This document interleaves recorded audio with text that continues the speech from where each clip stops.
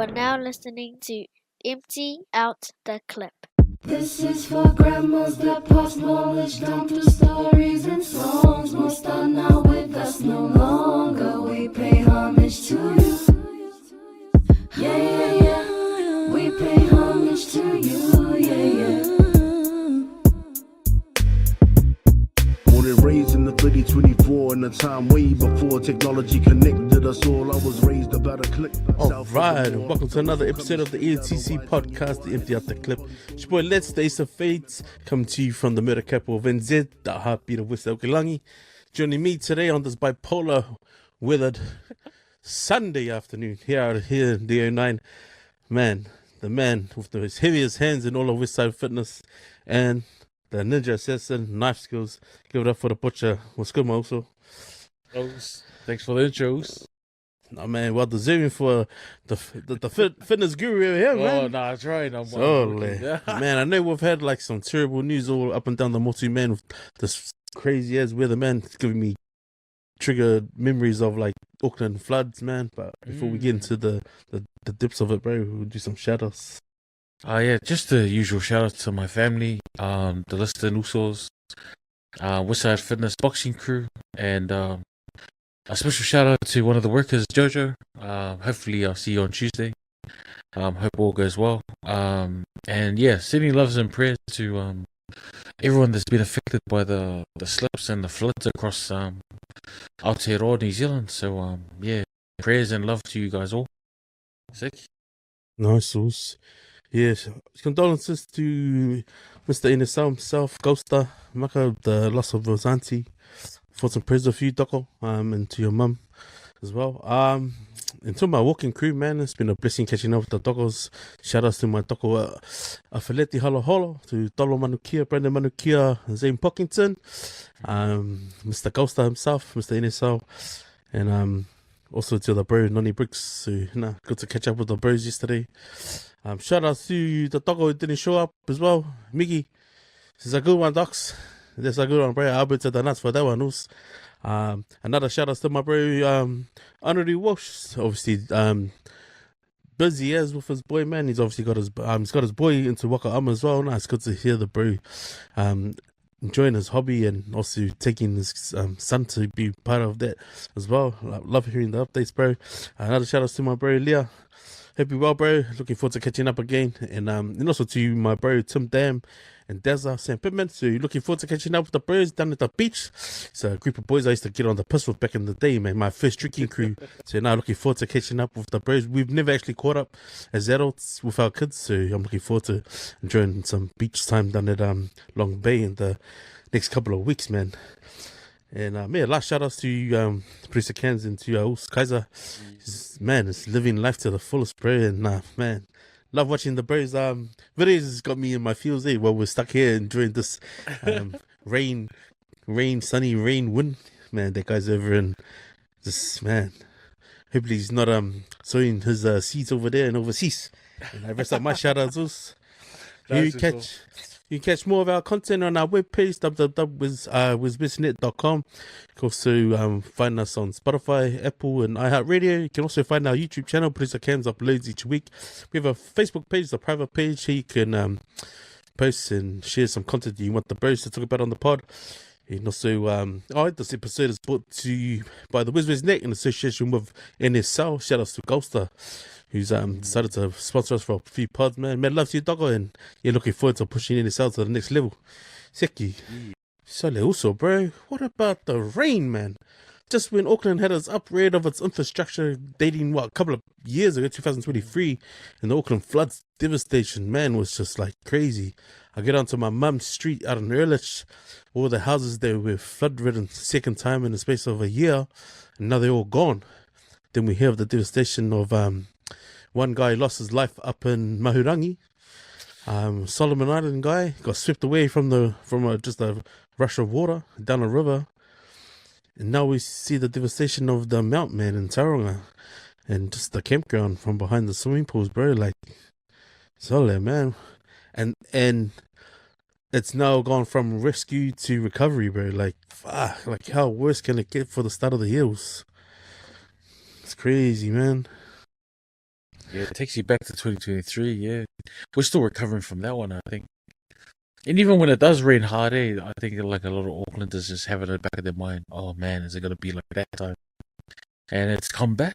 So yeah, no, very very heavy topic, man. Like a lot of people like still trying to recover, like financially, like losing their houses and stuff. And remember that South Auckland family? They're still living in that shell of a house, no heating and all that. So and now this comes along, and and this time it's even deadlier than before. So goes to show, man, Mother Nature, man.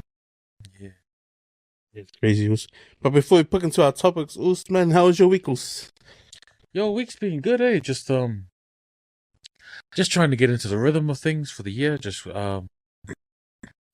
been pretty busy, to be honest. A lot of people are coming in and buying food, not to go out for a long weekend, but I think they don't want to travel during this weather, eh? So I think they're just buying for the weekend. So yeah, and I've been looking at courses, eh? Oh, nice. At MIT, just to do something on the side while I'm working. So just having looked at some courses and having a chat to my brother who's finished some of them. So Yeah. just seeing what my options are out there, just to sort of upskill a little bit. Yeah, but I'll reveal what it is in the next party. But at the moment, I'm just kind of like humming and iron if I'm gonna do it or not. Yeah. But yeah, that's been my weekos. Man. Oh, bro, my weekend, bro, solid. My walk that I did with the boys, like, I did a pre-walk, and it must have been, like, about 4:45. No, actually, it was, like, 3:15, bro. So I did my sweep through the CRL, and solid, man, my legs were sore, like, in my head I was thinking, man, please, like, pass, like, because I just started to feel it in my ankles a bit. And I guess that's just from, I don't know, just, like, sitting too long. And then one of the also stood me up, bro, and I was like, Ika, because I obviously tried to get there on time for him because he had work on, but, oh, bro, it just annoyed me because I was there and it was windy, and he got a hold of some of the guys to start walking early. But we had planned, like, the week before, me and the bro, to have a barbecue. So we're like, I said, everyone bring something and then we'll just have a barbecue afterwards, because we deserve it, you know what I mean? So, taking into account, I just finished this walk, and then, oh, you know, I'll go saw the camera because he's got to go off to work. So I got there early, surprisingly, got there just like maybe 6:05. And I messaged one of the adults, I was like, hey, come early, we'll survive you earlier. So he was there as well. Only to wait, like Senente and Jeddah teach. And no one came for us. Wait there, the wind. So it was solo week, man. I was like, hey, get over here, man. And look, it's right. You know when you like your buzzing to go to the toilet, but you want to wait, right? Just in case the also girl comes and then he sees you're not there, then he will go walk somewhere else. Came back, still nothing. So I ended up waiting for the rest of the boys. We did our walk. But now it's so good to see the bro Zane Pockinson, bro. Like, yeah, really, it melt my heart, bro. Like, because I guess, when you invite someone and they're busy. But I knew it's for like stuff because he has his DC Academy. So seeing him come down, I was like, Shoutouts, because. And I think about all the dumb stuff we had at school, like all the subjects we had together, and like this guy's still saying lines from school, bro. I'm like, let it go. It was like 24 years ago. Like apparently I fobbed out and I was over a bus fare. We walked past some buses just along Victoria Park, and the man says that line there. And I'm trying not to laugh because I'm like, bro, let it go. It was like 24 years ago, man. Like, shut it out. But yeah, it's good to see the bro, man. And yeah, it's amazing when you just start talking there and then. Bro, we did like, I think it was 6.4 Ks. Wow. Just under an hour and a quarter. So it was a good pace. I think it was like 90, just under 90 steps a minute, which was good. Yeah, we had one of the bros missing. He led the walk last week. Fucking, bro, 8.1 Ks, man. I was like, Salim. A couple of the boys were complaining, like, man, last week, bro, I was ready to tap up, but we told ourselves 8, so we'll keep going. So we walked past our start mark and carried on walking another 400 meters, came back. So then it was like, bro, our legs were done. But yesterday's walk was quite harder, bro. I don't know why. But it probably doesn't help when you're having a barbecue and you're eating protein on protein on protein and bread and no butter, no sauce. But shout out to Dollar, bro. Like, just really see the expectation of Webbers and like how cool they are with this little trolley. But not the hour and a half, 2 hours just to cook bacon and sausages. That would actually do me, man. But no, it was cool, man. Like, I hadn't unpacked the back of the truck since I last went to the beach. When I caught up with my Sonny up in Devonport. So pretty much everything was in the back of the truck, man. Like, all the chairs, the gazebo, like the jelly bin. It was just there. So my bro shared up, just tailgated the barbie at the back. It was like, so is there anything else that you need? Okay, bro, just say it might still be in the car, man. So nah, it was good, man. Just catching up with the boys, man. I was laughing because a lot of people were driving past us looking at us like, what are these guys doing over here? I was like, hey, that's how we roll, man. That's how we roll. So nah, looking forward to the next one. I think we're supposed to be manifesting our umu for this year. We've been talking about it for the last 6 months. But yeah, this weather was just crazy, man. But other than that, nah, the week's been, just trying to make do with this weather. It's just uninspiring, eh? Like, I tried to do the weed eating yesterday. It didn't rain. It didn't rain. I was like, It's hard to plan. Yeah. That's it. Well, there was like sun for like 30 minutes. And okay, you know what? I can do the wind. As soon as I started, Sole, then I just felt the water coming on my safety glasses. I was like, it's all right. Committed. My offal's already wet. I might as well stay here. Then trying to blow it with all the dog shit as well. I was like, oh, nah, I'm done, bro. I'm done. Yeah, man. But yeah, at least I managed to do the valve for like the 3 minutes that it pissed down and then sunny and then, the only thing that was missing was the hail. You notice when the sun does come out, it's like, yeah, bro. And the humidity. Yeah, man. I know because with my dog's trying to like escape his kennel and he's trying to come up on the deck where it's nice and maloo, so that's when I know it must be hot. So, bro, absolutely, man. Even like how fast you can dry stuff outside if you're doing a lot of washing. It's crazy, man. But yeah, bro, I guess like all of these little, little things we complain about, it doesn't compare to what these families down in Tauranga are going through, man. Like, especially those who went on holiday, it was... The yuck boy. No, bro, devastation, eh? We'll get into our topics, but as we touched on earlier, the weather up and down the country hasn't been the greatest. State of emergency kicked in on, I think it was Wednesday morning for Whangarei. The floods, seriously impacted where there was no power. Almost, and then the first casualty was the guy who got swept down that river in Mahurangi Road.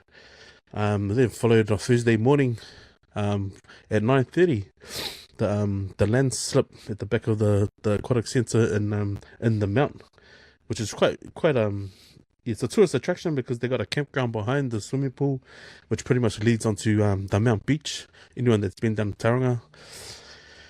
But yeah, man, I'll be honest, I'll start on this one. I give my 5 cents. I wake up Friday morning, I need to wake up to that news, and I sort of felt the same way I felt when I heard about the Auckland floods when the mayor gave his speech. So I watched this on TVNZ Plus. Then I tried to find some some decent footage. But what blew me away was the reaction of the police in charge. Mahi Drysdale is the mayor down there. And I just thought, man, can they show at least a bit of compassion to the people going through it? Like, first things first should be like thoughts and prayers with the people who have not had their loved ones contact them since this incident has happened, right? But there's none of that these days. Like, these people are just out there almost not prepared to give a speech of encouragement or like to be optimistic during those sort of events. And then I heard the police guys talk even more, and it was like, bro, did he even prepare anything to say? Or like, is this like the first big drama that's happened while he's been employed as a policeman, right? And I was just angry, I was like, man, shouldn't you be talking to like the ranger who looks after that campground and getting some sort of info of how many people you've got on their bank, how many people have been accounted for, and then you start talking to the news? Because it just seemed like he had no idea what the hell was going on, you know what I mean? Like, if you can account for people who are parked up, you might know, okay, there's 10, 12 there, and those 2 motorhomes there. We've got a couple of, we've got 3 or 4 tents there. Like, have some sort of idea what's going on. And it just, I just felt like, what the lack of this guy's knowledge of what's happened. And then to hear the news about people being asked to stop looking while they can still hear people screaming was a bit of a shit show, eh? Like, surely within the half hour or the hour from when it happened, that you would, because that's human nature, right? To hear screams, act on it. But to stop people from trying to go in there and rescue, like, come on, man. And now that their sludge is just hardened, and now it's a bigger mess. Like, man, they just didn't seize that moment, I guess. But yeah, I mean, I guess everyone would react differently. I can understand the resources that would go into having to go rescue more people. But if you can hear people screaming, like, why stop people from trying to, look for people who are still alive? And yeah, man, just thought, man, I know they say that the rain and the weather didn't help the situation anymore. But yeah, shout out to the boys for getting into a deep discussion about this yesterday after the walk and having a feed in there. But yeah, it does make you question whether the police and the search and rescue team that they had down there, whether they were prepared, because I didn't see them looking. They just seem to have all the diggers down there, eh? Yeah. It's a hard call to pull the guys off. But at the same time, man, like, if there's a chance to save them, go for it. Go through throttle, and it's a life and death situation. I don't know how I would cope in that, but these guys are trained professionals, or they should be. But yeah, and whoever makes that call, that's a hard one. But in terms of public relations, there was something lacking. The mayor, he showed a little bit of emotion when he was talking about it, but it was like he was just talking about how it affected him. Not about the families. I think before they even spoke to the press and One News and all that, they should have spoken to the families first. The first person I would think of is the person from Sweden, and the person from overseas that died in Mahirangi. They should have contacted their families first, maybe possibly pay for their family to fly over, get them closer to what's going on here. Because, man, if something happened in Samoa, like our auntie and uncle, we feel the pain, being here. We can't wait to book the tickets to go over and be close. So, and then the young couple, the kids, man, the response has been a little bit lacking, but at least they responded straight away. It took ages for Luxon to get there and to say, do his prime minister duties. So man, the rain's just getting bad, and I thought that we would have improved our drainage systems. Maybe look at planting more trees, because tree roots can stabilize the ground a bit more. Because it's just a bank, where that swimming pool area is. So I don't know. There could have been measures that we could have taken, but there's rumors floating around that people could hear noises earlier that morning, and they had a chat with the motorhome, but I'm not too sure. This is what I saw on TikTok, and there's rumors that some people were like, "Oh, we should leave." Like these, whispers going around about 6 or 7 a.m. So very sad. Hopefully, it's not true. But if it is, then that shows that the park owners should have acted more swiftly and putting people's safety at first. So yeah. Yeah. Well, that's it, when you run a place like that with a cliff like that, you think you would come out and do a bit of a assessment on how much water is actually coming down that bank and whether it was safe for those motorhomes to be parked the way they were. Yeah. I mean, these are questions that I'd be asking if there was some of my family that were parked up there, and then asking them and giving it to them. Like they might be obviously grieving that the campground is obviously being, affected, but at the same time, man, you gotta have these people accountable for having these places, even though it's a holiday park, to sort of like answer to that sort of thing, because like something just happened. You shouldn't be able to walk away scot-free, man. Like, where these people are stuck under that mud. What do they do to prevent any of that? Like, these are all the risks that go with opening up a business like this. But I mean, at the same time, if it's a council owned or privately owned, someone's got to be accountable for all that shit that came down that hill, because it didn't just. It's not like someone was up there putting some dynamite in the ground and then blowing it up. You can say natural disaster, but taking considerations, were these murder homes safe in the place that they were parked, right? And there's probably going to be a whole lot of campgrounds around the country now not having anyone within 100 meters of a bank like that, you know? Also, the weather reports Yeah. would have indicated that there would have been a high risk or a danger coming, you know, maybe restrict the people coming into the ground or something. Well, I saw a video of the water actually coming down that bank. You know what I mean? So that was obviously preventable. Like if you can see a trail of water coming down and it wasn't there before, well, that's a clear sign. Like maybe those people should move. And if whoever the ranger was on working that day, well, they clearly didn't try and go out there and have a look or investigate. Would have just been, oh, just stay in my cabin, be safe, stay out of the rain, in case I get sick. Yeah. But look what's happened, man, you know? Always comes down to money over safety sometimes, eh? Oh, bro. You know, it is the money-making season. So we're supposed to have summer, but when these freak storms come, we have to take caution. Oh, it almost feels like the norms now, man. Whenever there's a rain like that and it's during, the last 2 weeks of Jan into Feb, you got to treat it serious, man. Like, we've seen what's happened out west. And even like Tauranga Bay, man, like down the coast again, it's the same thing, man. Like the beaches are just being smashed from every bit of log, and obviously there's not enough like drainage and infrastructure to sort of help, you know, slow that back. But man, some of the video footage you've seen of people stranded on top of their houses in Gisborne, bro, it's crazy. But like nothing seems to have changed, man. So man, thoughts and prayers going out to these families, man, and just 100%. you know, and I hope that these families who haven't had contact with their loved ones that are still stuck in the slurry at the back of their pool and their campground, man, hopefully they recover these bodies, man, because shit, I'd be beside myself if you couldn't see a body to they're missing, you know. And shout out to the first responders that jumped in straight away, try to, you know, before they got called off, man. Those guys just leaped in. They're sick. No Shoutouts. We got another post. This was from Kaiser Us.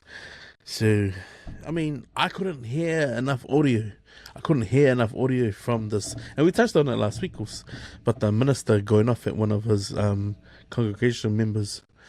I caught the back end of it, and shout out to Barry Burden, the also mixes videos. So I heard his take on it, and he obviously translated what the minister had said to one of these ladies. Yeah. And he said he would hang a noose and hang this lady and her family, something along the lines of that. And he obviously got a bit of backlash from it.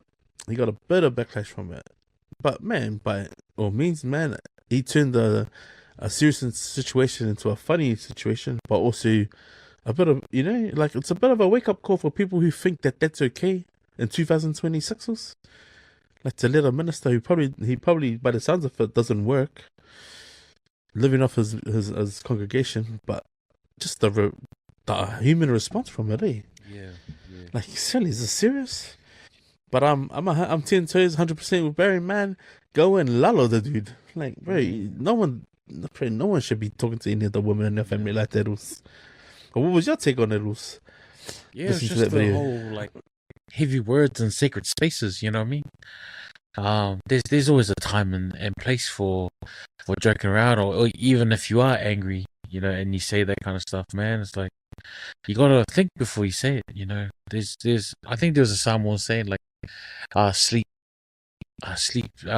before you say something angry, or rest. So it's like you gotta malo your mind and rest and before you say something in the heat of the moment, because you can't take it back. And with social media now, and everyone's got a phone and everyone's got a recording device, you gotta be careful, man. And for Faifeau, who's, you know, supposed to be the shepherd of the flock, they're supposed to lead by example, eh? You know, we give them gifts, you know, we give them free food, you know, we give them kupe to help ease the burden of their life, you know, in whatever they're doing, because we want them to focus more on the spiritual side of things, right?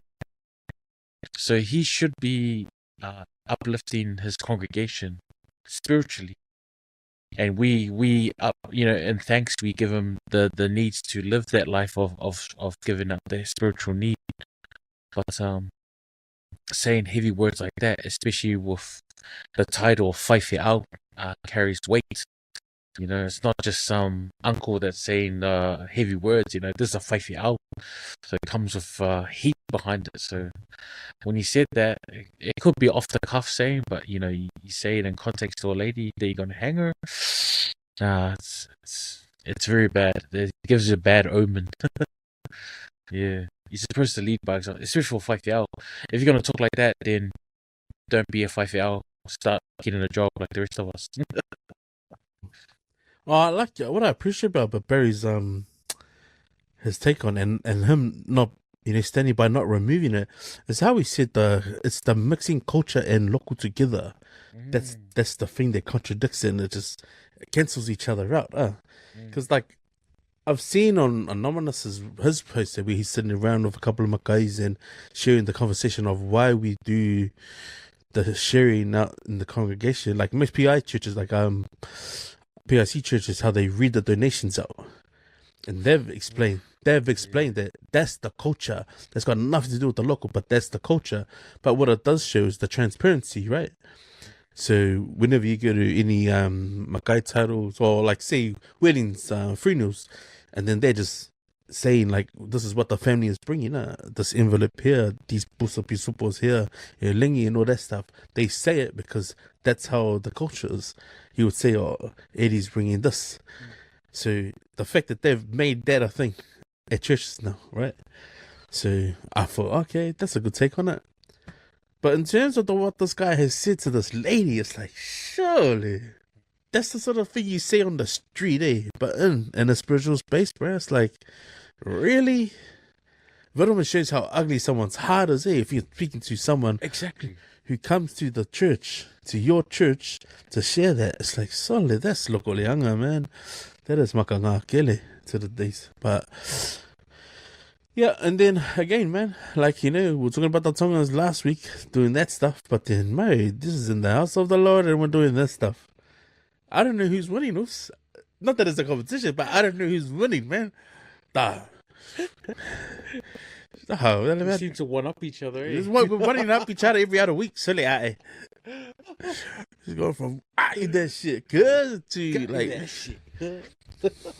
like they hang this chick from this. But yeah, it's quite sad. Disturbing. I thought it was disturbing, like especially the way he's his tone that he's used of her in front of the whole church too. Like it's one thing to do it in private and behind closed doors, but to do it in front of the whole Galician, man. And I guess when you see a thread of comments reacting to those video, like that is the thing that upsets me too. It's like, how can you condone it and like how can you defend it? Yeah, like try and keep it harsh. It's like, so you want to carry on going to this guy's church, man? Come on. Those are the sort of people who need to be mamalolo from their stance, bro. Like, you know what? Go be another person who shows up to church, bro, because you're not fit to do that work, man. Sicky, bro. Yeah, Chucky posted another one, and I don't know if that one was a serious one. I had to watch it twice, and this is lucky we can't see the name of the funeral company on the side of the hearse, but it's a hearse going through the McDonald's drive-thru, so like, honestly, man, I just thought to myself, is that a joke? But it obviously went past the ordering booth, Yeah, but was there a person in the back or no? It was empty or not like like the ones that we have here, right? You might see an old school car, but the body was on the back. I was like, oh, get off! The body was on the back. Sorry, the body was on the back. There's carvales like the Australian. This is obviously Australia, but it's the ones with the side. Like the side of the carvale, you can see is like all glass. Yeah. And you can literally see, man. Oh, what the hell? Oh no! But what are you doing if that's one of your loved ones in the back of that hearse and that car's going through the drive-thrus? No, man, you can't do that. That's damn. Wow, I'm lost for words because we used to have this. That's the ugly sea of the week. Yo. That post right there, man. But nah, so it was legit, man. I thought it was a prank or something, but then I saw, I was like, it's fully turning in, man. And then that's when I saw the coffin was actually in the back of the hearse. That's disrespectful, man. Like, shucks. But Can you imagine like the like the driver be like, oh, can I have a Big Mac combo, blah blah. Oh, you want anything else? Like, bro, nah, gee, that's that's like, bad. was it his last request? Oh, was it last request? But I don't know. Like, can I have a McFlurry with Nah, with M&M's? So man, or at least buy the McDonald's and bring it to him, like while he's laying at state or at home, you know. Like, man, don't take it through the drive-thru. Like I said in the thread, and after Chucky pasted it in the chat. Well, maybe he was on his lunch break. He is entitled to a break, right? Like, but nah, man. When I saw it, I was like, okay, as a family who's hired this funeral director to look after my loved one, it has to have been along the lines of that. It has to be one of his last requests before he dies. You know, they do the drive past your house once. Yeah. But maybe he wanted a McFlurry or a chocolate sundae with extra chocolate. I don't know. Damn. That's such an Australian thing to do. That's an Aussie thing to do, Osprey. They are out the gate with this shit, eh? Because then what's next? Like, imagine if someone goes to like a strip club and there's a coffin in the corner or something. Like, that's like, where does it stop? You know what I mean? Like, I don't know. Like, I know it's a last request, but still, like, this. I'd take it through a drive-thru. Come on. Okay, what's worse then? Him driving through the drive-thru with the dead body at the back, or him parking further down, like a couple of car parks down, and going in to order the food while the body's there. In the car park. Yeah, true. I mean, I remember we did it was one maybe a couple of years ago with a body like a gurney, you know, with the body on it, but it hadn't been in a casket, but it fell out of the hearse bay onto the main road in Manukau. No. And then people went and grabbed it, helped to load it back up, man. I remember there was that. But man, to the guy who had the fools to go run over and save it, you know, from crashing into an oncoming car. But I've seen that, like, as an article, but bro. I've seen one where you know, 'cause it's quite a big guy in the States, and they had that, you know, that trolley, and they're coming towards the entrance of the church, but there's stairs, there's no ramp, so they had to lift. So they lifted, but the guy broke through the floor of the coffin. Like, the coffin wasn't of a high quality, and you can see him fall out, and just a shock on people's faces. Eh? Yeah. And then, like, going from that to the other extreme, like, have you seen the ones in Africa? Really? And they got them like doing poses. The dancing in the early. No, they actually got them like doing poses. Like the actual body, like lifting weights or doing barber or being DJ. Oh nah. It's shocking. It's absolutely shocking. Yeah. I've seen the ones where they all do the little siva with the bussa. Oh, on the shoulder. Yeah, on the shoulder. They were running like 2 steps forwards, 2 steps back. Yeah. They get it to a 360 in the air. And then the bussa falls and then the body rolls out. And they're like, oh, nah, man. That was your side, man. Your side. It was your side. Well, I've seen those ones. Like, totally. Nah, man. Just bury me normally. You know? No special request. Please. No special request? Nah. You don't want a chocolate sundae with extra Oreo on the top? I don't know. Solid, man. But bro, Chucky, bro, where are you finding these videos, Solid? Man. This guy goes down those rabbit holes. We're going from the spooky house walking, watching all of that stuff to Solid. Chucky, eh? You want the red pill or the blue pill? Nah, Chucky, it was floss. Comments corner, bro, what do you got for us? Comments corner. Westside Okalangi, he messaged up the Blues, up the Waz, and it's going to be a big year for like provincial and super rugby players because incoming coach would look at new signings for the All Blacks to start their career or legacy as coach of the All Blacks. And Tie that shit, cuh. But yeah, that's it from Comments Corner. Shot Westside Okalangi. Thank you, bro. I looked at local sport and news. I just had to share, bro. I didn't share it on the Empty Out the clip page, but I did see that the Commonwealth Games is going to be happening, and then they've got some local people, man. To shout out to David Tu and Brian Lima, who are going to be one of the flame bearers through the run through Samoa. Like, celebrate. I was so proud to see Dave's name there. Like, you know, if you were to David paint a Tua, person man. who's of Samoan status, who's about New Zealand, about Samoa, like who deserving of that, you know? But yeah, man, that guy deserves that bit that he gets to run. I think there was probably 3 that I saw, but I saw it was him, Brian Lima, and one of the weightlifters.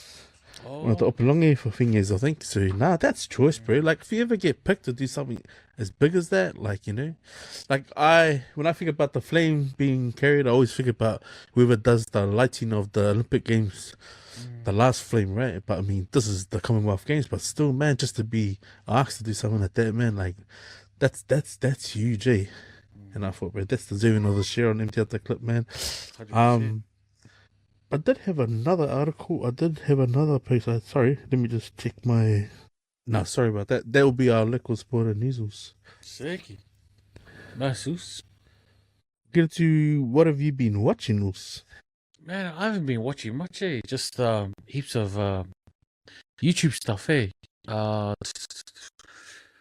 was watching it's an old video, but it popped on my feed and I watched it. It was from like 9 or 10 years ago. But the two Korean dudes in Samoa. So Yeah. these guys are crack off, eh? They're like they got invited to a village and they were eating umu that was prepared by them by the family. So like these guys go hundies. Man, honestly, Koreans, man, they got good appetites because they could keep up, eh? They were keeping up with the family. But I think it was like fish heads and luau, coconut cream and taro leaf. They were going hundies on it, eh? So it was pretty cool to watch. And then it's going down that rabbit hole. But I'm trying to watch Fallout season 2. But just so busy I can never finish a full episode. Either I fall asleep or someone ends up coming over. So I haven't been watching much. So just YouTube videos, eh? How about you? What are you watching? Man, I started following this guy. I can't remember the name of his little channel. But this guy, he does oh,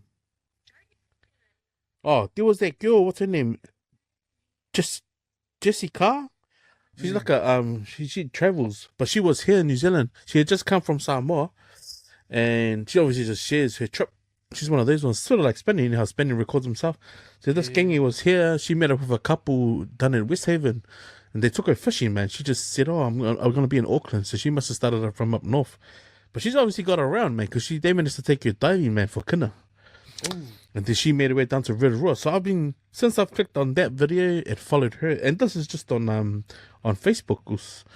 I started following a guy who bought a piece of land in Australia. It's sort of like an hour north of Sydney and an hour south of New South Wales. But he's got a bit of land,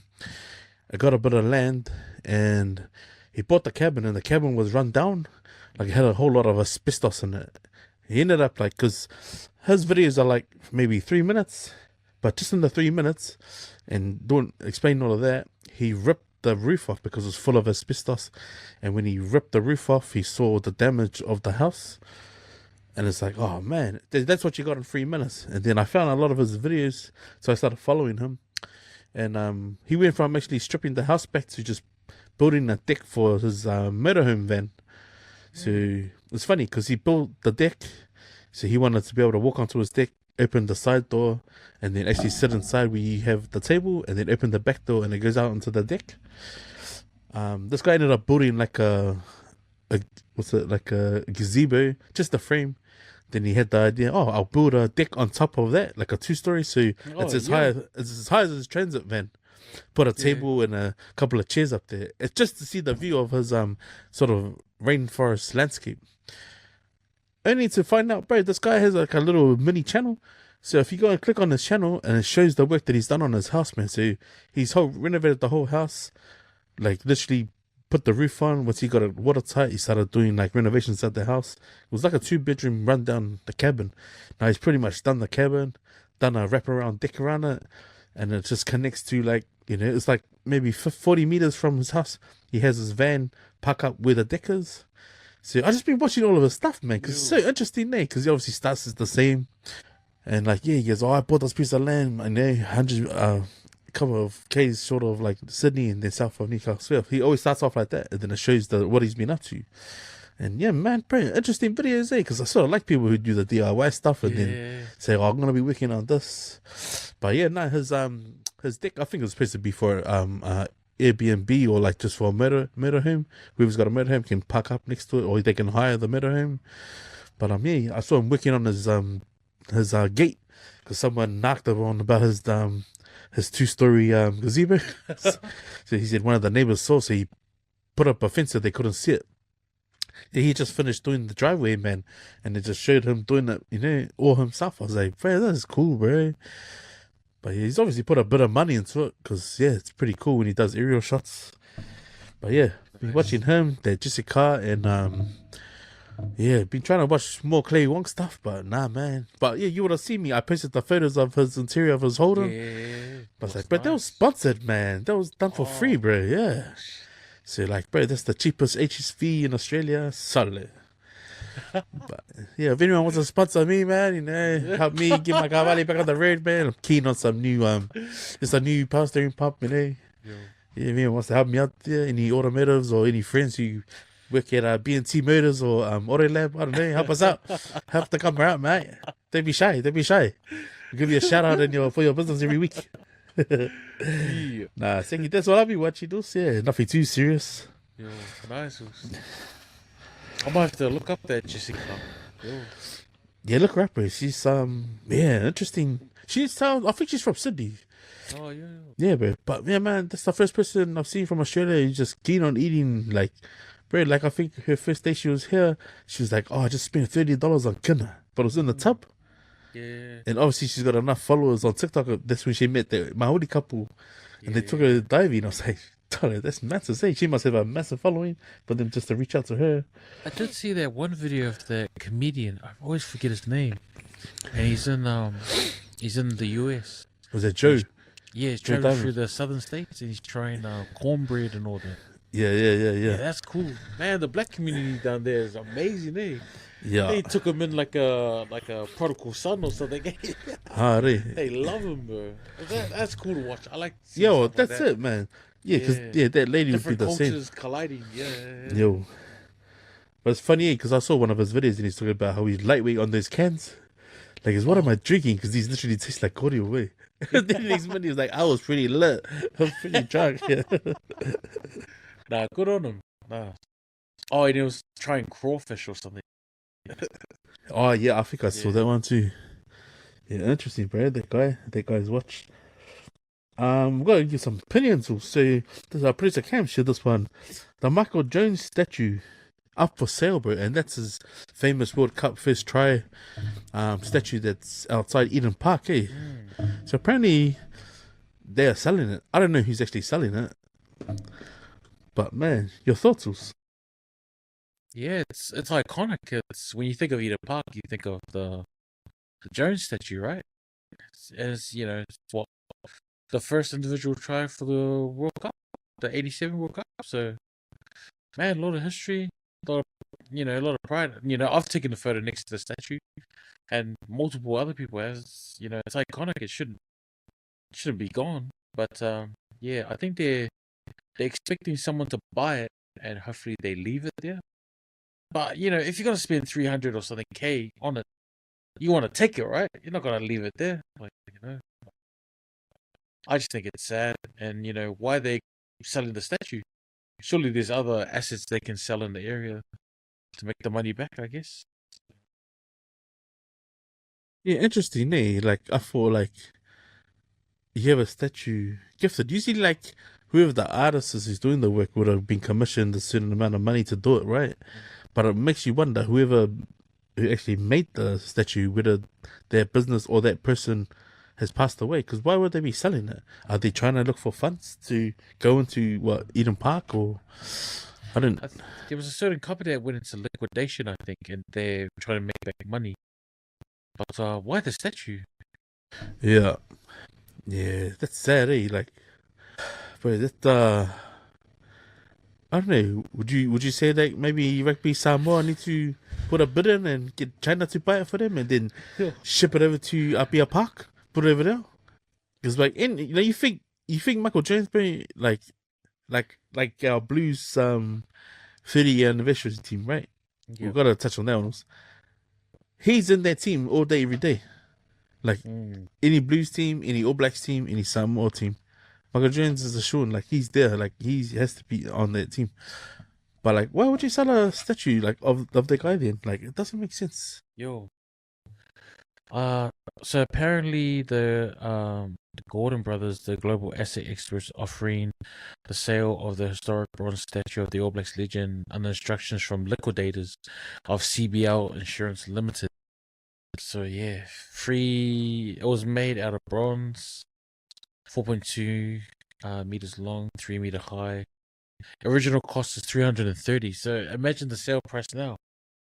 Be well over that. Yeah. I guess I understand, like, maybe if they got a bigger business who would buy it for billions of dollars and gift it to them, but then they would have to they'll probably want to write it off, right? Yeah. So they can claim for it. But I mean, yeah, man, I don't think you can call that part of Eden Park, especially anymore if you remove a statue like that, a monument like that, you know, that'll be like if you went to Suncorp and removed one of those Wally Lewis ones. It'll be the same, you know? They'll be up in arms, man. Yeah, well, but then again, you'd probably be one of the businesses. I think if you're going to attract business, you'd obviously want to get someone who's actually going to just buy it and just say, oh, that's on behalf of us, and rebrand that plaque that was donated by the WesWes Network, you know, sort of something like that. But wouldn't the government buy it? Because it will be classed as heritage, right, for the area. And, you know, not only his contributions to rugby, but also to the community. And it's Sir Michael Jones, right? Yeah, Sir Michael Jones.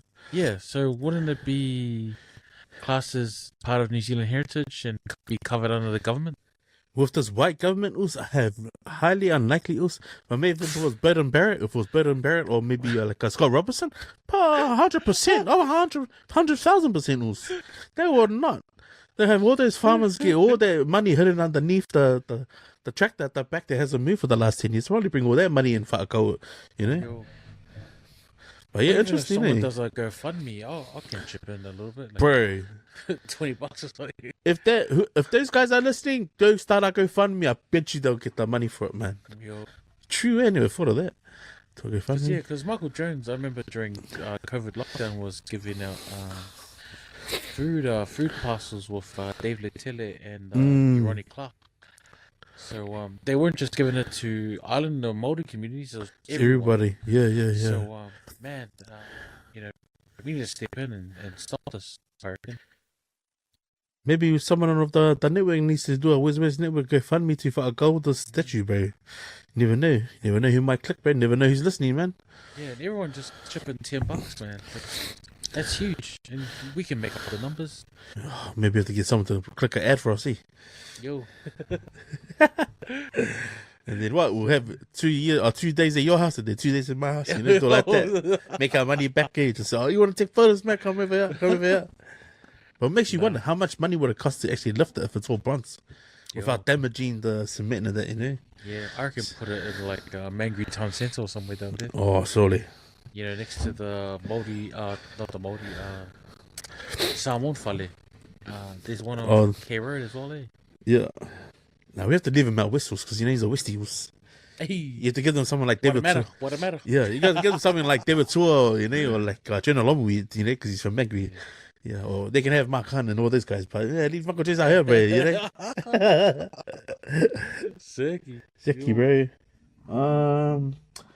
Another one from Kaiser, bro, obviously because Kaiser's on the road and these posts that he's put in now have probably been already touched on, but the sexual acts of the Faikava club, is it the norms?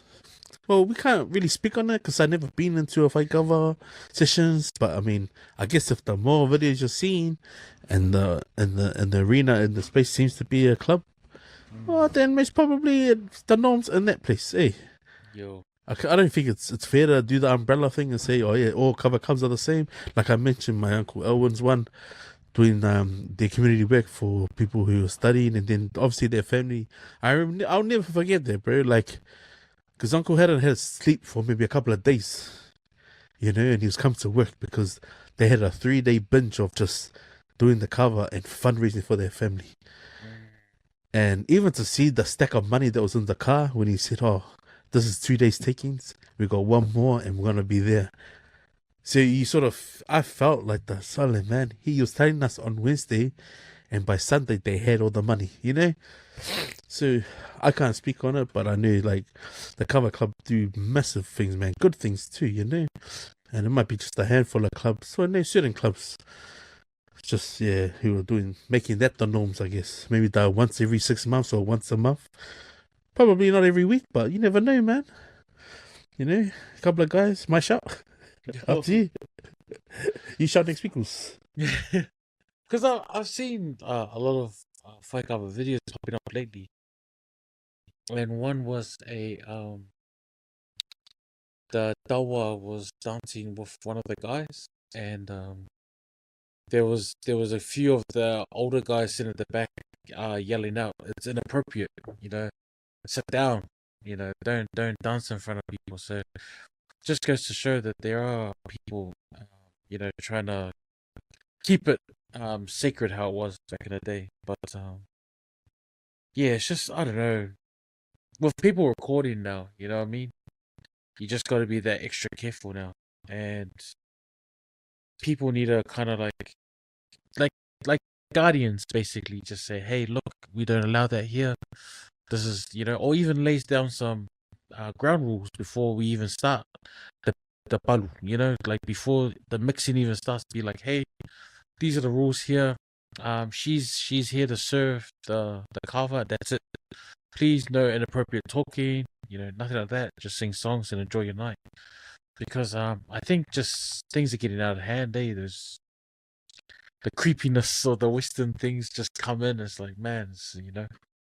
So yeah, I don't want to. Yeah, like you said, I don't want to put all the cover clubs under one massive umbrella, because there probably are some really good ones out there that are doing good in the community, raising money, or even just that bond, the brotherhood, you know, to help with mental health. So yeah, we just got to keep our places sacred, keep it safe, and just protect our cover servers. Because I learned, and shout out to the Bros and Cons podcast, you obviously shared. One of the guys on their podcast actually said how he's against seeing it. Maybe because he had seen something at a Faikava club as a kid, but then one of his cousins actually rung in and told him, like, hey, you gotta re-explain that and take a better stance on it. So he shared that the doll was supposed to be a lady, and like, say, for example, me and you shared with me that there was a female Tongan that you wanted to sort of like date.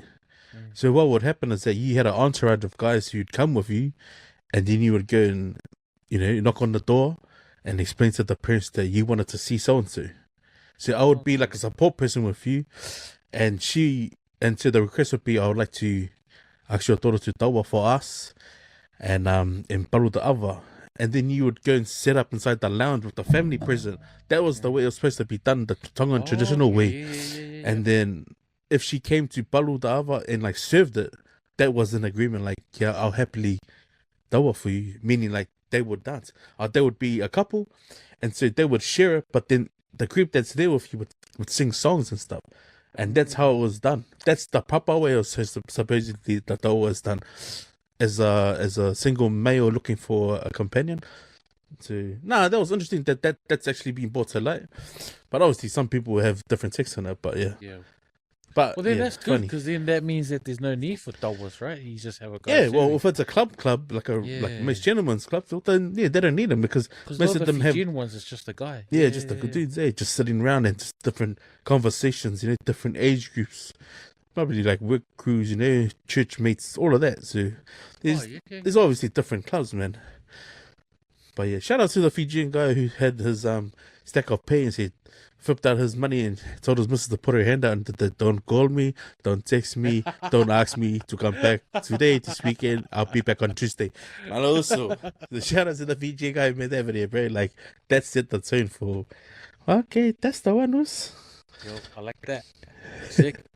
Oh man, I gotta share this last opinion one was, and I'm gonna say the name of the car dealership, bro. Oracle Motors, South Auckland. I don't even know if it's South Auckland was, but I know there's no Oracle car dealers out here. But man, so we're at a point now that these car dealerships are selling cars to the point to make it look so attractive to get into debt. And shout out to this Barry Burton, bro, because he made it a deal on his socials.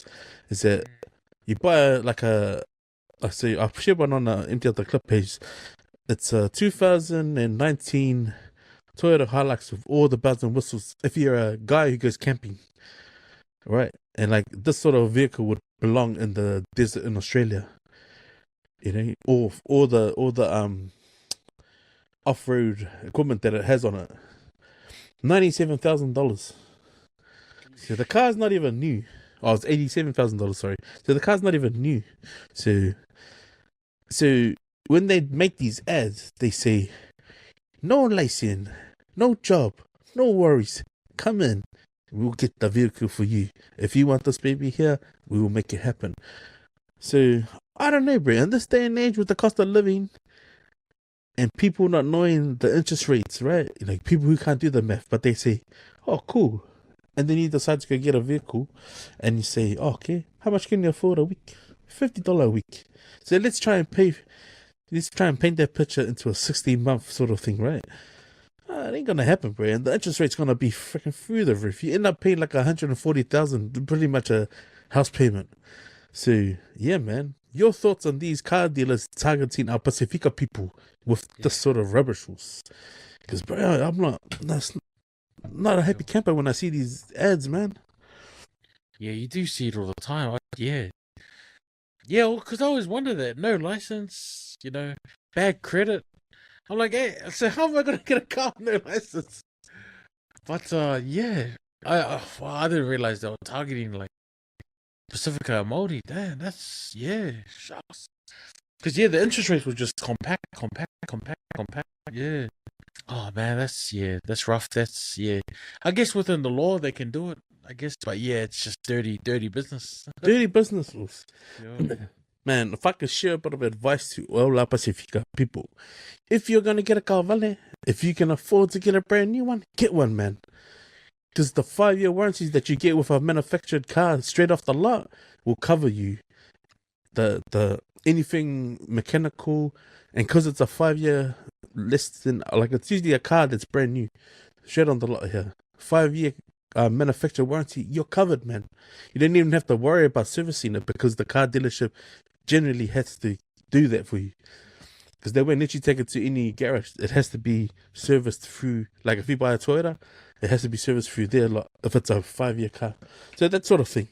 And generally the interest rate is usually under 5%. If you go direct to like Toyota or Mazda, Ford, and they try and make sure that you can afford it, right? So obviously when you're going to go into these car dealerships, they're going to make sure you fit the criteria and can afford it because they won't do dirty business, right? But these other clown businesses that are doing that, no license, no job, no worries. Stay well and clear from these freaking clowns, man. These are the people who, when you die, will then put that loan onto your family and chase that money, man. They are demons like that. If it means you had a kava on your property or whoever is in your family, they will do it, man. These are the sort of people who freaking hunt for the people who are vulnerable, man. And that's not right, man. That is not right. Remind me of those trucks that had all those stuff on it. Remember? They used to go around back in the day. Yeah. And you sign on and you don't have to pay. You just tweak. Oh, bro. The clothing store. The clothing ones, eh? Yeah, they used to go around in their big red truck. Give you like, $400 credit, eh? And you'll go shop. And then I not used to to see them all across Henderson. Yeah, man. Hinder Valley and all that. Yeah. Evil people, man. Evil people, eh? Well, probably cost you like, $20 at the warehouse and they're selling it for $40, eh? Yo, and then they're chucking their interest on top of whatever your credit is, man. Like, yeah, man, like, bro, I hope our people Man, if you're listening, man, make sure your family aren't falling for these sort of people, man, and this sort of business, man. That's the last thing you want to hear about is, they still owe like 100K on the car and they've had it for 4 years. What? That's a house payment, man. That's like an eighth of a house these days, man. Nah, seki, bro. Sick. Food review, man. So today I went and gave Mr. Inesau a visit, and I put my boy along. So my son, he's one of those guys. He used to be like, I only eat Burger King. He's too loyal to Burger King, you know. Yeah. So he's only particular about a couple of burgers. It's a Redea burger and is it Redea burger? Yeah. And creamy mayo. Those are his two burgers at Burger King. Or chicken, BK chicken. If he goes to McDonald's, it's just a quarter pounder, no onion, no pickle, and mayo. Those are the only burgers. So when it comes to pies, a chicken, mushroom, and cheese pie. Like, I didn't know these pies existed. Yeah, same. Like the steak and mushroom, yeah. Yeah. Oh, yeah, most bakeries have them, right? It's just like a staples with cheese, like a steak and cheese and a Mr. Cheese. But steak, mushroom, and cheese. So if you know my locals, man, is the Westside Bakehouse and Baker Boys. So Baker Boys does the steak, mushroom, and cheese pie. Like, I didn't like it. My son said it is a 4 out of 5. But in his eyes, that's a top-notch pie. So I went to go see Mr. Inesau de Savo out in Lanark. And the nearest bakery there is the PC Bakery, Mahini Road. Next door to the Asian and the tire shop. Yeah. So my boy, you know, he's learning to use cash, and because I don't want him to always let us walk him in and hold his hand and stuff. So he went in and bought his pie, and it cost $6.90. But he gave it a 3 out of 5, man. But yeah, man. So if anyone knows of any bakeries that do a solid pie, like a steak, mushroom, and cheese pie, you gotta let us know. I'll get my son to give it a review. But yeah, PC Bakery's steak, mushroom, and cheese is a 3 out of 5. So still waiting for one to knock our TNT bakeries off, man. So I don't know. So let us know, comment below, man. I'll get my son to do the food review on it and give his honest perspective on whether this worth the drive, you know. Yo. I'm keen. So much for trying to eat well in this year, eh? Nah, cheese, steak, After cheese. the Waitangi. Yeah. Nah, sicky, bro. A memory laneus. Bro, with this bipolar weather, man. Your most memorable beach trip. So shout outs to my bro Daz and Tim Dam, because we're trying to get together to unite after so many years we haven't been together. But since we were like 16. 16. That's how long we haven't been together. We've always sort of caught up like every each other, but one's leaving. But yeah, we're trying to catch up at the beach, and I thought, man, your most memorable beach trip as a kid, not as an adult, but as a kid. Check that one out, use. Does it have to be good or bad? I was saying, man. Because, oh man, like after me and my brother got kippy, I remember that day for the rest of my life, man. Like, But were you wearing those mesh shorts? Or did you cut them crash straight shorts? man. I was like, bro. Along with other 40 other boys along the beach as well, was it? I was geeking out and I was pissed off because I thought we were just going for my brother. and then, all right, so you're next? I was like, hey. And they were laughing and joking with me on the way there, and I was like, oh, you're gonna get gimpy, and then, oh, I got gimpy too. Nah, gee, I remember that till the day I died, bro. The betrayal. Nah, yeah, that, and I don't know, there's too many to think about it, like, but most of them were when I was a bit older, so yeah, when I was a kid, probably just, one in particular would be me, my dad, rest in peace, my uncle, rest in peace, and my brother and my cousin, the Timalu family. So then we went to the beach and I was just watching them, and like it was cool watching them go out spear for flounder. Yeah. So my cousin David and my brother Donald used to go spearfishing all the flounder, and my dad and my uncle David, Timalu. they both went out with a little net, and we probably got like 30, maybe 40 fishes, and that was a quick trip, maybe like 4 hours. But the cool thing was going around to the family, dropping off fish. You know, when you do your rounds, and just for me, that completed that trip was just seeing the family. Hey, so cool! And it was like, no, we just come to drop off the fish, auntie. And that's probably one of my fondest memories at the beach was with them, because he's one of my favorite uncles. Rest in peace, man. He was the man, him and my dad. So now it was good. That and the other one, the other sad day at the beach. Damn, I'll tell you this much, I probably me and my cousin, my first cousin, he was my best man at my wedding. We got circumcised together, but we were the opposite. We were the opposite. So yeah, it was funny though, because we went to the beach, but we were the only ones not swimming. It's me and this guy playing up to our knee high, and we went a lot of the water. But yeah, it was funny because like we had like literally like 3 beach trips in the space of like 2 weeks, and we were the only ones not swimming. But it's just funny that everyone was like, "Oh, how come they're not swimming?" And my cousin was embarrassed. Like he was like a year older than me. He was like, "Shut up, man! This anything. And like, oh, he's gonna come for a swim. He goes, "Oh no, we're not allowed to swim because we didn't bring these spare clothes." These ones, but in my mind, I was thinking, "Just say you go circumcise, man. Shit, what you shave for? Who cares?" But then, bro, the thing that cracks me up, bro, is my mom used to take the piss. She'd be like, "Not the growing grass. It needs to haven't hit the snip." Yeah, I was like, "Oh, get off." But that always cracks me up, bro. But that's one. Yeah, that was going out to Maraetai. It was like, this is not a beach, this is a lake. But as a kid, we used to go to Long Bay.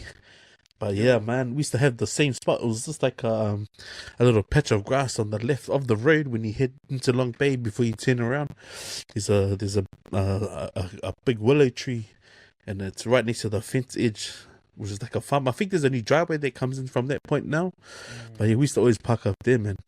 And yeah, my old man used to. It's funny, like you can have a barbecue. Everyone's got portable barbecues these days, but my dad just had this free burner barbecue gas stove, and we had this massive as long plate. It was probably like I don't know, by 600 by 400, and it was just a metal plate, man. And what's crack up was that we'd probably wait like 30 minutes for that plate to get hot before we started cooking on it, man. And just cook so much food so fast, man. But yeah, I remember that bit of space because we'd always start off with a game of volleyball. Well, the plate's heating up, and then once the volleyball's finished, then old man will wash up, and then you'll start frying all the chops. And while he's frying the chops, that's the time to run to the water and have a kaile. And then by the time we come back, he's like, "I thought you still gonna stay at home." We just came for the food, man. We can smell the food, But it's funny because like everyone's having like sandwiches and like, but I don't know for what particular reason why we had a barbecue there.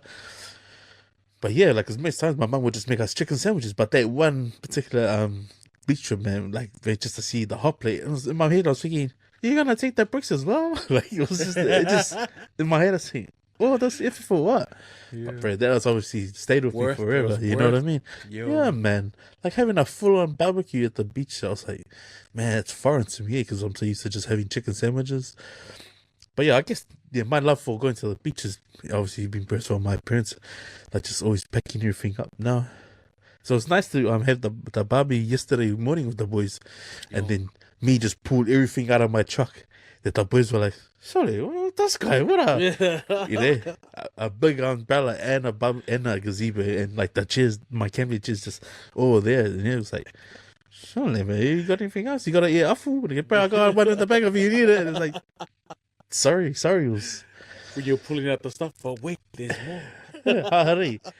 But now shout out to my bro, man, Kim and Clash, man. My brother, my also Dolo, cooked on his Weber, man. But the funny thing was it's like all that food took ages to cook, but what sort of hit the spot was when he goes, "Does anyone want some coffee in his coffee urn?" I was like, sorry about you, but that just started the, sort of like put a calmness to like waiting there. Because it's going on like 9 o'clock also, and I finished at 6, and I had a slip, so now it was just nice to have a little cuppa.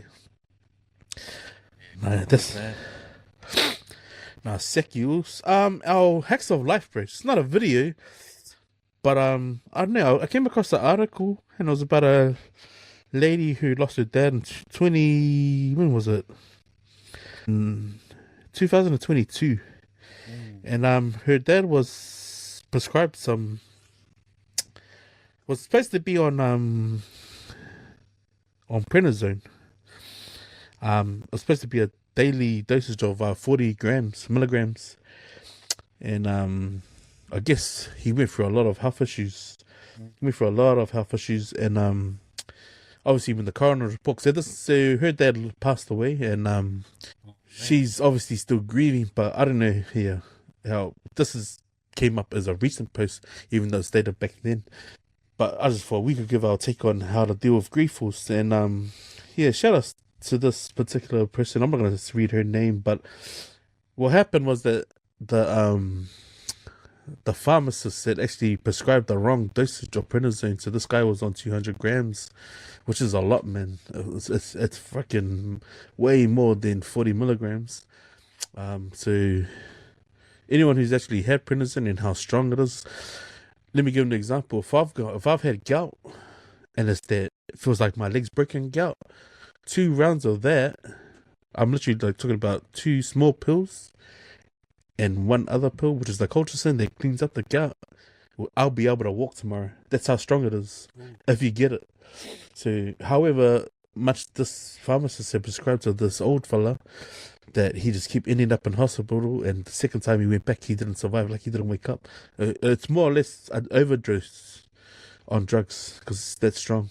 People who have issues breathing, like with asthma, generally get prescribed some prednisone, and that helps calm the lungs, makes the airways clear and stuff. But she's been grieving, so she's actually just asked on a public forum, how would I go about seeing that the guy who prescribed this to my father has his license cancelled, so he can't work in a pharmacy again. But What was the error? Was it the doctor that prescribed it or the chemist? It was the chemist. The chemist. Yeah. Wrong dosage, bro. So I just thought, reading that and like thinking, man, what would I do? Like, how would I feel? But I think, I guess it's closure, right?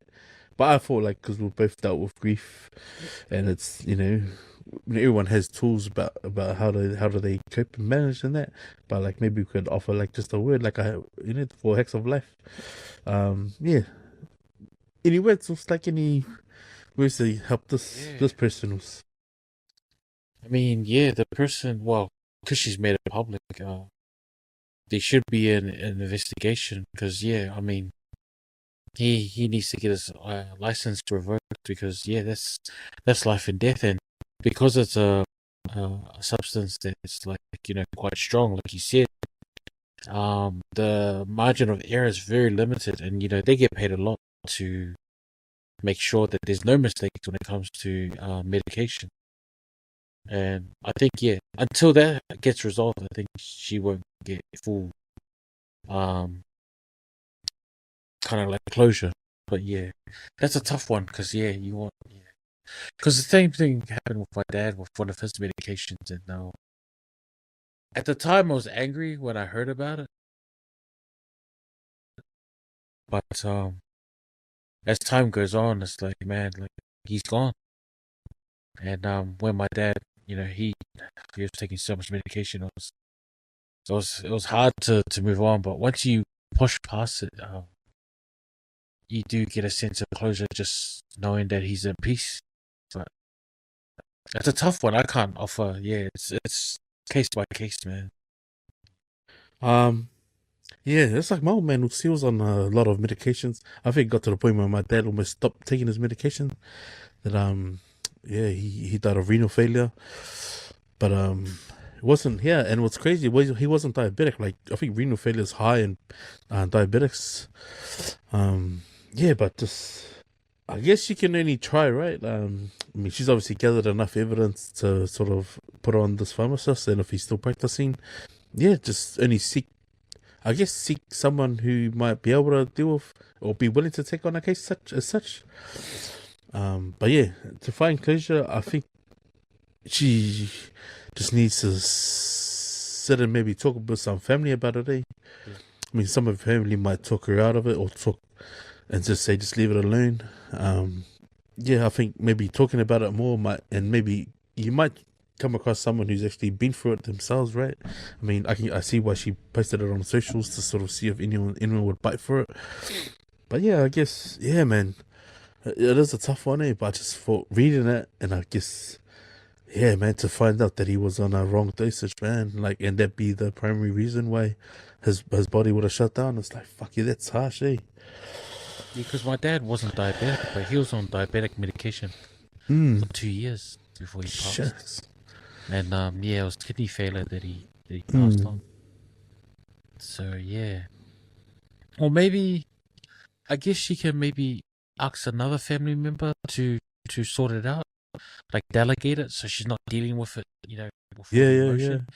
And that way she can find closure once she finds out the result. But yeah, that's a lot to take on. That's the blessing of islanders with our big families, is everyone can shoulder that burden, Yeah.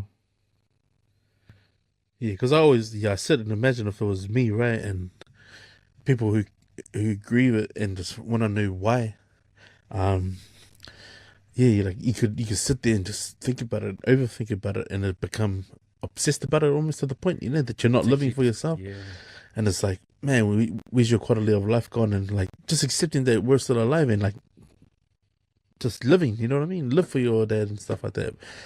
But yeah, I guess everyone has a different way of grieving. But yeah, if there was some support network for them, yeah, go and get it, man. You need it, because sometimes people can just be 0 to 100 and be all in, not realizing, hey, your kids are missing out on you because you're too focused on something like this. Your husband might be feeling you're withdrawn from him, and because you're so focused on trying to get answers and trying to put blame on someone, So yeah, man, just talk it out with a family member and maybe get some advice from someone who could probably take on a case as such,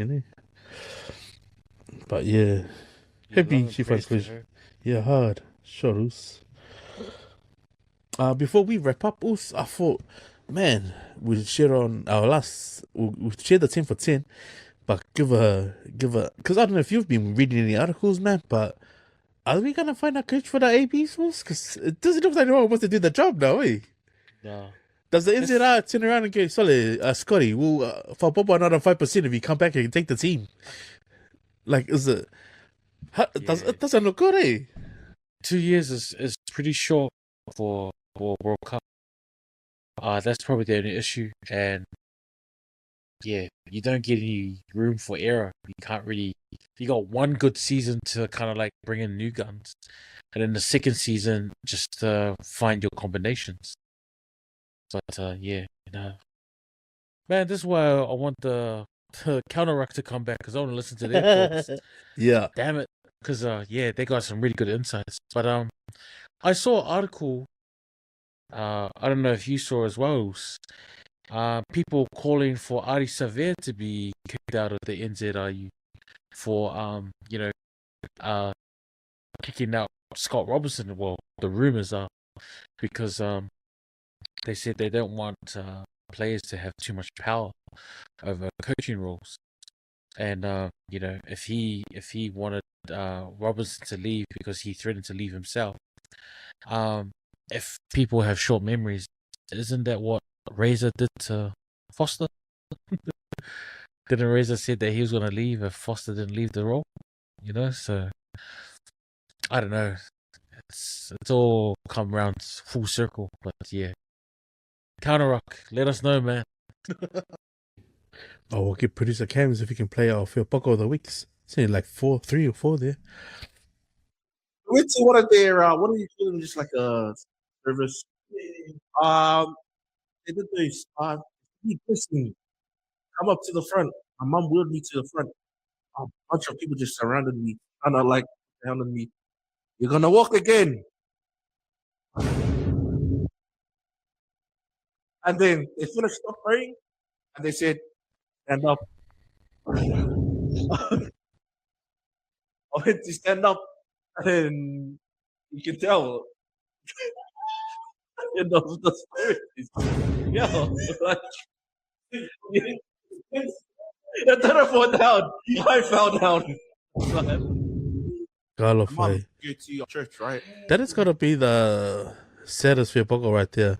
You take your son that's wheelchair ridden to get prayed over, only to be made as a fool to stand up and say, get up and walk after they prayed over him. Oh no, you cannot make that stuff up, bro. Surely. So this runner challenge, man, I put it as like if Americans played the runner straight challenge with us, right? Because they football players, but I just thought, would they actually make the top 4?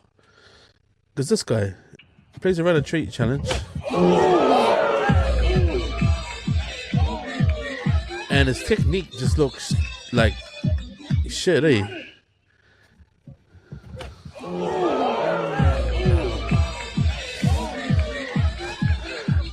What do you think, Oos? Do you reckon Americans He can? just ducked his head and went straight in. Nah, Do you think American Maoris, like, just remove the Pacific Islanders? Do you reckon Americans up there can foot it with the kids down here in terms of the runner straight challenge? No, not technique wise. We're just Born and bred different, no? we're different here. We're different, Yeah. yeah. Different rules apply. Yeah. Oh, that was hard to watch. I He mean, just ducked his head. but in for some it. reason, I've been watching those runner straight challenges and I've been laughing at them. I'll be like, man, these people are stupid, bro. I think we got one more. Oh, there's a couple more. Oh, bro. I told her this, man. All these are something else. So there's a lady, right? She's got her bins full. But for some reason, health and safety has crept into the minds of these two Maoli guys. A truck drove past her house. She came outside and asked one of the workers why they hadn't picked up her trash for the past 2 weeks. Oh, the nah. worker explained that her trash bin was too heavy to lift into the truck, so she did this. You guys care if I put them in? This is the second week you haven't taken them. They're getting kind of gross. Say that again? Can I dump them in then? So she's offered to put in the rubbish herself.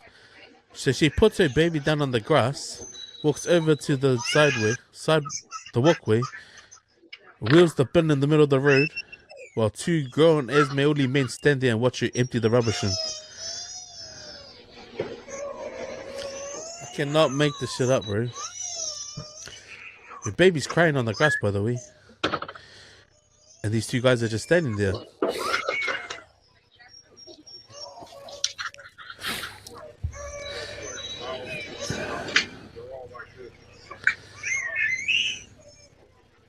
Oos. I cannot make this shit up, Oos. When the garbage truck drove past We her built house, different, no she say. came We outside built different down here, bro. I watched that and I was thinking, bro, damn. It's ugly, eh? That's a gee. Nah, Siki Oos. Just with those entries there, Oos, pick up Fia Poko of the week. That's a hard one, eh? Because the first one was the wheelchair was like, nah, that's that's bad. But nah, I'll give it to the rubbish guys. They're fair pokos, man. Like, even like when you're in New Zealand, like you see like old people struggling with lifting stuff. Like every Yeah. community, they'll send like I've seen like it happen to Indians, happen to Filipinos. They'll run out and grab the bags for the elderly, like Yo. or for anyone that's struggling. Like it's just a Kiwi thing to do. Yo. But fuck, man, like, oh, Zika, that guy leaning on the truck, crossing his legs, and like, you know, and what made it worse was hearing the baby cry in the background, like, you know, fuck, man, come on. It's crazy, eh? I think there's only like one Maoli in the States, and it's 50 Cent and Floyd Mayweather. That'd be the only two Maolis that I actually got love and respect for. But everyone else is just like those two rubbish guys, bro. Straight up. But they could have like tag teamed on it if it was too heavy. You'd think, eh? You'd think. Like, hey, you grab that side, I'll grab this side. Yo, Seki. Fuck. Yo, yeah, that's ugly, eh? Yeah, I'm gonna have to give it to the rubbish, because there's two rubbish guys. Like, I placed it down ages ago, but I was just waiting to try and play it. But yeah, man. I was like, bro, the fact that she was holding her baby and inquired, like, are you gonna empty my rubbish? Or is it right if I empty it then? Like, and then actually did it. That will actually do me, man. Shout out to that show, Rubbish Company, man. Do better, man. Yo. Damn. Not 2 weeks, so like, she's just sitting there. Nah, Seki, Oos, bro, that wraps up this episode, man. It's been a pleasure. Oos, give some final words, Oos. Final words, man. I just want to say to everyone, like, be safe. Drive to the conditions. Be wary that this weather's a little bit out of the ordinary, so just be wary. Check up on the elderly. Check up on your families. Make sure they're alright. If they got enough me eye and stuff for this unpredictable weather. Long weekend.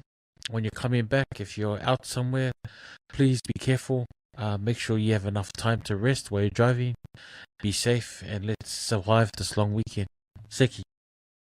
Nice. Oops. Damn, how do you follow that, man? I should have been first. Yeah, shout outs to our comment section on our videos and any of the content that producer Cans has been able to post on any of the socials. My last final words, I just wanted to just try and give a word of encouragement, eh? Anyone is still thinking about studying, so I'm in an iron and haven't really thought about, yeah, man. I think overthinking is almost the root of contemplating, right? And not contemplating to do stuff. So erase that, man. Get into a space where you might think about doing it and write it down somewhere. If it means you got to see a vision board somewhere, put it so you see it every day and it reminds you. Remember what you said, man? I like to share the stuff that I want to do on here because I know the viewers, the listeners is going to keep me accountable because I don't want to listen to it back and be like, this guy's up bellows, dude. But I am still looking for a sponsor to help fix my kavale up, man. So anyone out there who's got some deep pockets or has a car parts business, man, hit me up, man. Hit us up. Anyone who's willing to sponsor Empty Out the Clip this year. Manifesting the start of our what's it called? Our merch line.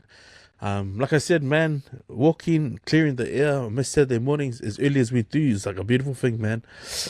Share a load if you can, man, and if you're not willing to share, just get out and go for a walk. Don't forget to breathe, man. This is my last words, man. You know what it is, killer late in Nalavit. Shoutouts. That's another one for the books, damn. Pretty done good for time too, just the two of us. Yeah, man. So yeah, if you've made it this far, smash the like button.